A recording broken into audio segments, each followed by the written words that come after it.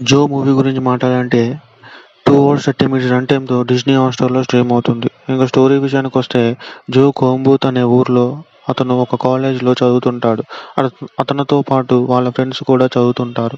వాళ్ళ friendship bonding చాలా హ్యాపీగా ఉంటది. అదే కాలేజ్‌లో మలయాళం అమ్మాయి జాయిన్ అయ్యిద్ది. తన పేరే సుచిత్ర. జో అలాగే సుచిత్ర లవ్ చేసుకుంటారు. వాళ్ళిద్దరూ కాలేజ్ అయిన తర్వాత పెళ్లి చేసుకుందాం అనుకుంటారు. బట్ వాళ్ళిద్దరూ పెళ్లి చేసుకుంటారా? లేదా వాళ్ళిద్దరూ విడిపోయారా లేదా అనేదే స్టోరీ. ఇంక ఇంక టోటల్‌గా ప్లస్ అండ్ మైనస్ పాయింట్స్ గురించి మాట్లాడాలంటే ఈ మూవీ కాలేజ్ బ్యాక్‌డ్రాప్‌లో రన్ అవుతుంది. ఇలాంటి మూవీ ఇప్పటికే చాలా వచ్చాయి. ఒక 'ప్రేమం హృదయం' వంటి మూవీస్ రిలీజ్ అయ్యి మంచి బ్లాక్ బస్టర్ హిట్‌గా నిలిచాయి. బట్ అలాగే ఈ మూవీ కూడా ఉంటుందా?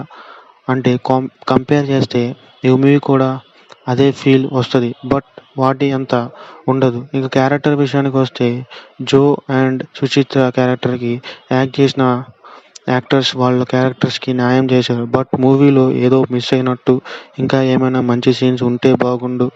ఇంకా మూవీ అయితే బాగుంది. మరీ హృదయం అంత కాకపోయినా ఒక డీసెంట్ అటెంప్ట్ అని చెప్పొచ్చు.